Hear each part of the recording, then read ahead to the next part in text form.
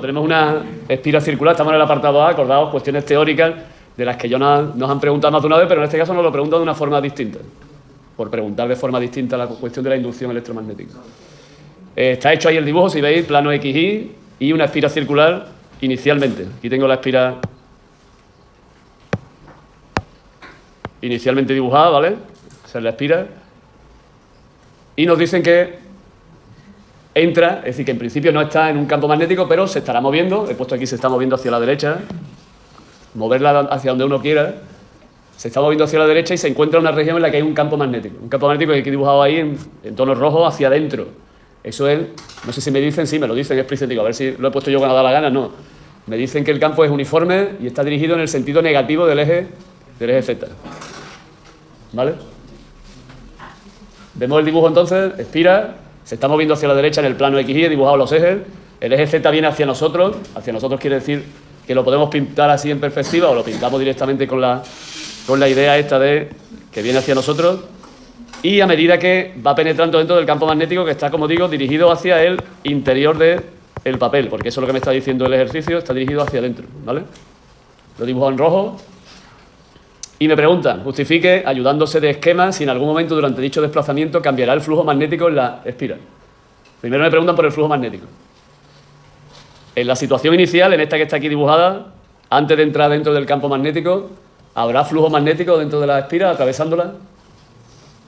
No lo hay porque no hay líneas de campo, no hay campo magnético, realmente no puede haber campo magnético. A medida que vaya entrando dentro del campo magnético, irá apareciendo un flujo magnético distinto de cero. ¿Estamos de acuerdo con eso? Es decir, inicialmente, fuera del campo magnético no hay flujo, y a medida que vaya entrando, ahí he puesto ya como si estuviese entrando, ¿vale?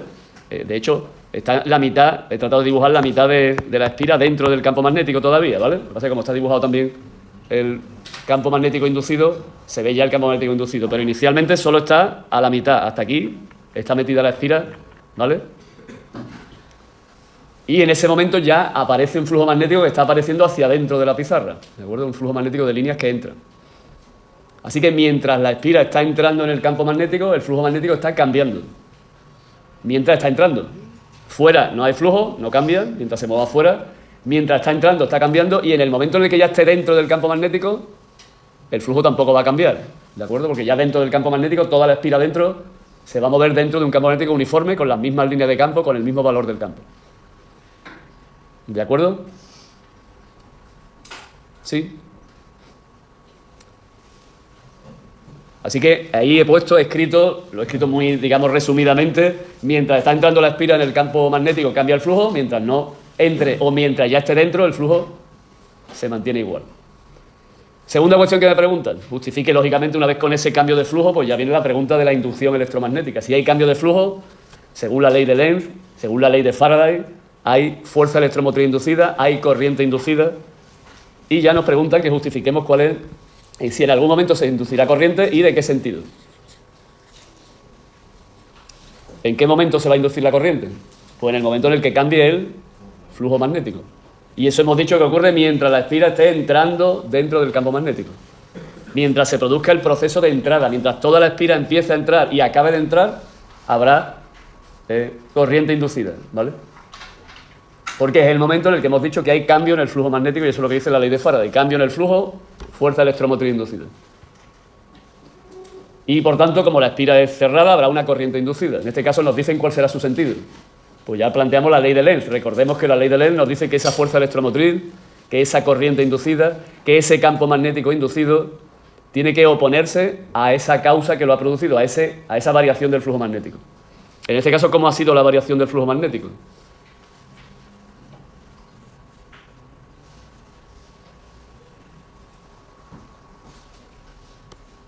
¿Qué es lo que ha cambiado en el proceso de entrada de la espira dentro del campo magnético? Que va hacia adentro, por cierto, el campo magnético.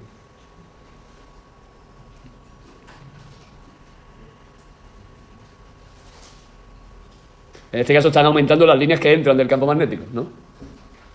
Las líneas rojas esas que están ahí dibujadas están aumentando a medida que entran. Así que según la ley de Lenz, el campo inducido se tiene que oponer a ese aumento. Y si aumentan las líneas que entran, ya vimos ayer que la forma de oponerse es generando líneas que salen. Y por eso hemos dibujado el campo inducido con ese color azul, o no sé qué color es ese, un color azulado, que en este caso sale del papel, viene hacia nosotros, o lo que es lo mismo, está en sentido positivo del eje Z, ¿vale? El campo magnético inducido, aquí es que no me queda mucho sitio, pero lo voy a poner. El campo magnético inducido, ese B inducido que aparece ahí, está en el sentido positivo del eje Z, oponiéndose al aumento de las líneas de campo en el sentido negativo del eje Z. Ese es el campo inducido. En este caso no me lo preguntan, pero es conveniente escribir primero el campo inducido para después irse a la corriente inducida. Porque ya la corriente inducida con el campo inducido tiene que ver con el magnetismo, no tiene que ver con el electromagnetismo. Porque la corriente inducida tiene que ser tal que genere ese campo magnético inducido. Y ya hemos visto, no será la primera vez que lo hemos visto, que esa corriente nos la da la forma, la regla que tenemos para saberlo, que en realidad eso proviene de una cuestión física, es que si las líneas de campo salen de la espira, es que la corriente circula en el sentido que marca los dedos que no son el dedo gordo. El dedo gordo implica o marca el sentido del campo y los otros dedos el sentido de la corriente que genera ese campo magnético. En este caso, otra vez, un sentido, como ahí estamos diciendo, antihorario, ¿vale?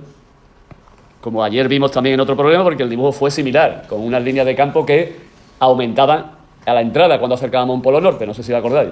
La misma situación, diferente en cuanto a la estructura de lo que está ocurriendo, porque tenemos el campo, digamos, estático, y lo que se mueve es la esfera, es la diferencia con respecto a lo que hicimos en el ejercicio de ayer, donde el que se movía era el imán acercándose.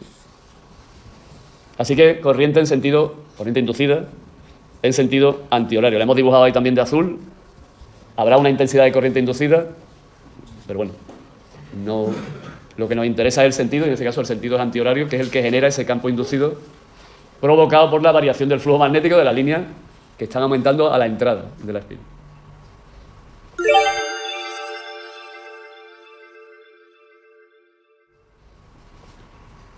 ¿Alguna cuestión o aclaración sobre el ejercicio?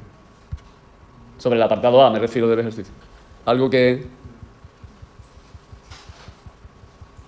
queramos aclarar, ¿no?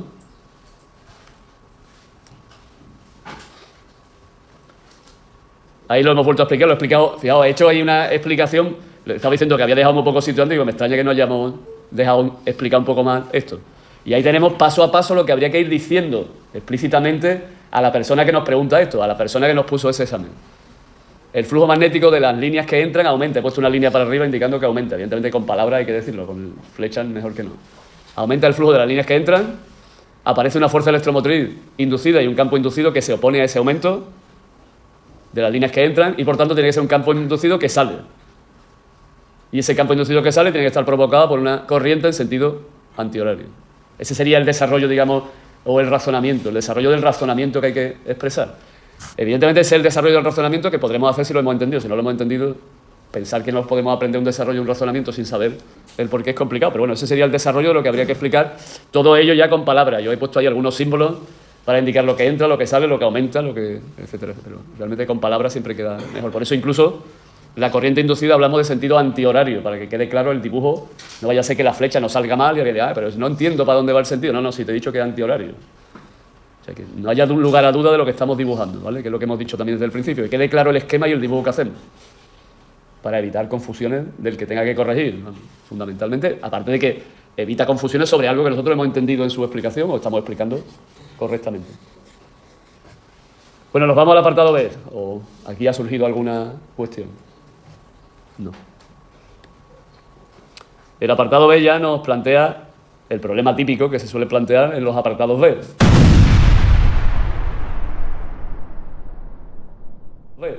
También en este caso de inducción electromagnética. Nos habla de una espira circular, 5 centímetros de radio, una, en este caso solo hay una, no es una bobina con unas cuantas vueltas, que gira alrededor de uno de sus diámetros, con una velocidad angular igual a pi radianes por segundo. Lo he intentado dibujar ahí, no sé si lo veis. Tengo aquí la espira circular, ¿de acuerdo? Y un poco de retraso lo que yo estoy haciendo con lo que sale ahí ahora mismo. Este es el eje alrededor del cual gira la espira, un diámetro, ¿vale? Cogí uno de los diámetros y además me dice que ese eje tiene que ser perpendicular al campo magnético. El campo magnético ahora, fijaos, para cambiar un poco la idea, porque no siempre, en el caso anterior me decían cuál era el sentido del campo magnético, en este caso no me dicen nada, Así que lo he dibujado hacia nosotros el campo magnético, ¿vale? Por cambiar un poco, porque en este caso, al no tener ninguna referencia explícita, podemos hacer lo que queramos. Lo he puesto mirando hacia nosotros. Pero el campo, este que viene hacia nosotros, tiene que estar o ser perpendicular al eje de giro de la esfera, ¿vale?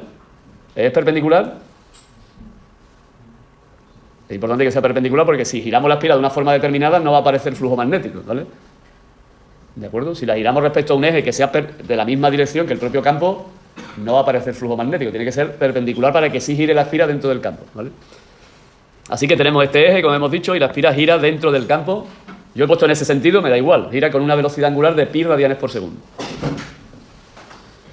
El campo magnético vale 10 teslas, nos están diciendo, ¿vale? Estoy aquí anotando esos datos, el radio de la esfera, la velocidad angular a la que gira, el campo magnético en módulo, ¿de acuerdo? Y además me están diciendo, porque el dibujo también lo he hecho adecuado a lo que está a continuación, y me dicen que el flujo inicial es máximo. Es decir, que el instante inicial que yo voy a considerar de igual a cero, en ese instante inicial, el flujo magnético, es decir, las líneas de campo que atraviesan la esfera, son las máximas posibles, ¿vale? La esfera está colocada perpendicularmente al campo. Lo cual nos hace, lo que ya hemos visto en otros problemas, este no es la primera vez que lo hacemos, es la tercera o la cuarta vez que lo hacemos, que en el instante inicial el ángulo que forman el vector superficie, que aquí lo he dibujado de blanco, ¿lo veis? Y el propio campo magnético, inicialmente ese ángulo es de 0 grados, ¿no? Porque está en la misma dirección y en el mismo sentido, porque, por cierto, a mí me ha dado la gana de ponerlo en el mismo sentido, insisto, ¿eh? Aquí no hay referencia, yo estoy utilizando las relaciones que hemos hecho siempre y es lo mejor utilizar la S que vaya en el mismo sentido para que el ángulo sea 0, ¿vale? Así que ángulo inicial 0 en el instante inicial. A partir de ahí ya me empiezan a preguntar cosas. Ya me han situado la cuestión, no sé si ha quedado clara la situación. Una esfera situada perpendicularmente a un campo magnético que gira dentro de él respecto a uno de sus diámetros que es perpendicular a ese propio campo magnético. De manera que inicialmente tenemos flujo máximo y a partir de ahí en el giro va a ir cambiando ese flujo. ¿Cómo cambia ese flujo? Pues eso es lo primero que me piden. Que escribamos cómo cambia el flujo magnético en función del tiempo. Algo que ya hemos hecho, insisto, no sé si la tercera o la cuarta vez. Escribimos lo que es el flujo magnético dentro de un campo magnético uniforme. Acordaos que esto tiene que ser uniforme, el campo magnético, para que esto sea cierto, pero es que nos van a preguntar otro, así que para nosotros siempre. Módulo del campo, módulo de la superficie, que es el área, ¿no? El área de esta superficie, que como tenemos una superficie circular, pues calcularemos su área. Y el coseno del ángulo que forman esos dos vectores, del campo y la superficie, que inicialmente ya hemos visto que es 0, pero como cambia con el tiempo, recordemos que ese movimiento que se genera ahí es circular uniforme, ¿no? Que no lo he puesto ahí, lo voy a poner. Esto está moviéndose con movimiento circular uniforme, ¿vale? Está girando con una velocidad constante. Eso genera un movimiento circular uniforme que tiene, ya hemos visto, una expresión del ángulo que forman, del ángulo que se describe, que es igual al ángulo inicial más omega por t. En realidad es omega por t menos t sub 0, que es lo que deberíamos poner habitualmente, pero bueno, ya he supuesto que el instante inicial es 0.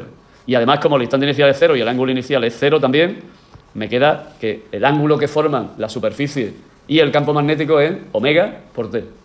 Así que donde pone el ángulo pondremos omega por t. Y ya tendremos entonces el flujo magnético en función del tiempo. De manera general, esto sería la expresión general, y para este problema pues habrá que sustituir quién es B, quién es S y quién es omega. Porque t es en este caso una variable que debemos dejar como variable precisamente. Así que eso es lo que hemos hecho, recordar que el área de una superficie circular en este caso es pi por el radio al cuadrado. Así que el flujo, en función del tiempo, quedará como el producto del módulo del campo magnético, la superficie, que es pi por el radio al cuadrado, y el coseno de omega t. Lo que hemos hecho ha sido sustituir el campo, 10 teslas, el radio, 0,05 metros, y el ángulo, la velocidad angular de giro, que nos han dicho que es pi, está ya en el sistema internacional, así que la dejamos, por supuesto, en el sistema internacional. Si no lo estuviese, habría que pasarla al sistema internacional, pi radianes por segundo. Así que ya hacemos los cálculos pertinentes y tendríamos el flujo magnético en función del tiempo. Ahí lo tenemos, ¿vale? Lo he escrito con pi aquí, 0,025 pi coseno de pi por t, o sin pi, es decir, con decimales, 0,0785 coseno de pi por t. Todo ello... En esta simulación de Falstad se observa cómo va cambiando el flujo magnético en función del tiempo cuando una esfera que gira con movimiento circular uniforme en el interior de un campo magnético uniforme.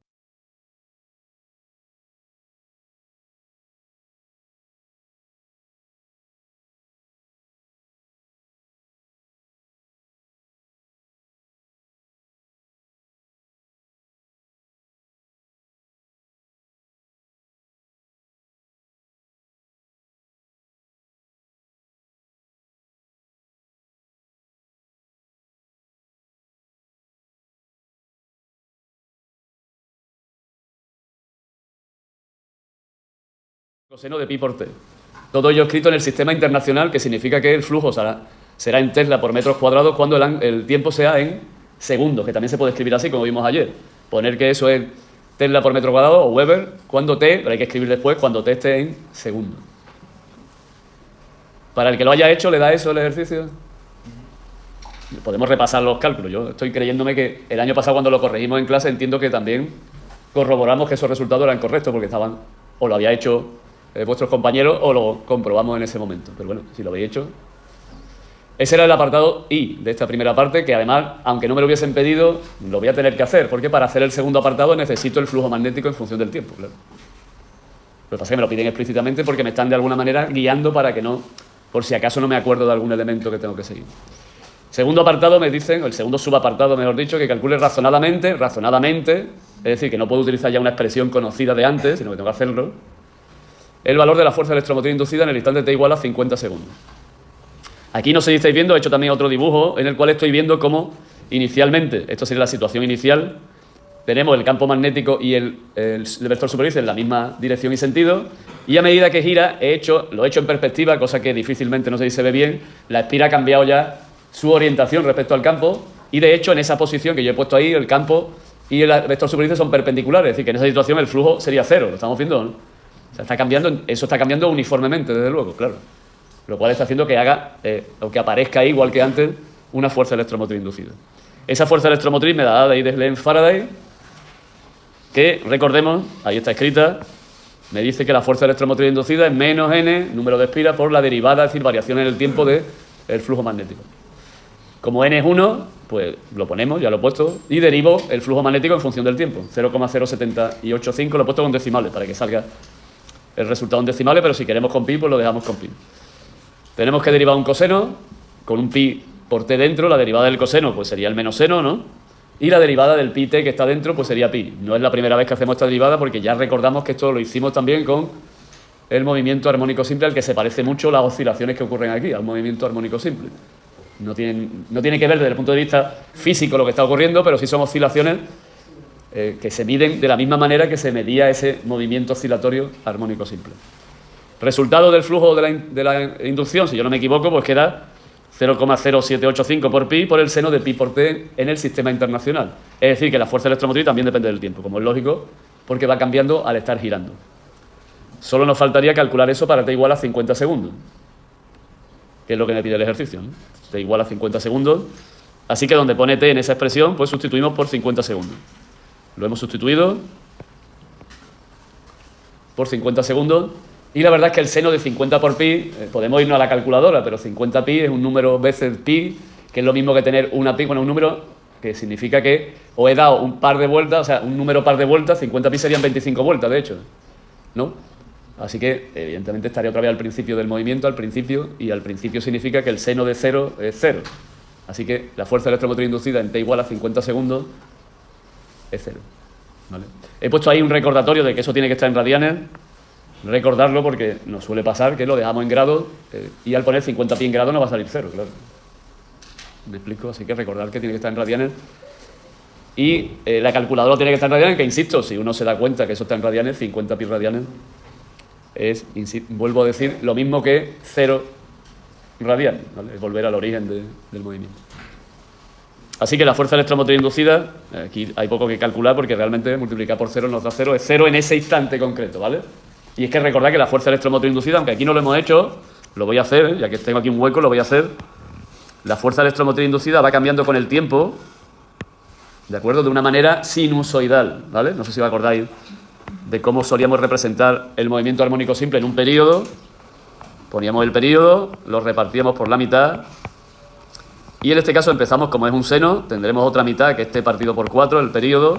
Aquí tendríamos el 3t partido por 4, el valor máximo de la fuerza electromotriz inducida, que se le suele llamar epsilon sub 0, aquí tendríamos menos, no se ve ahí con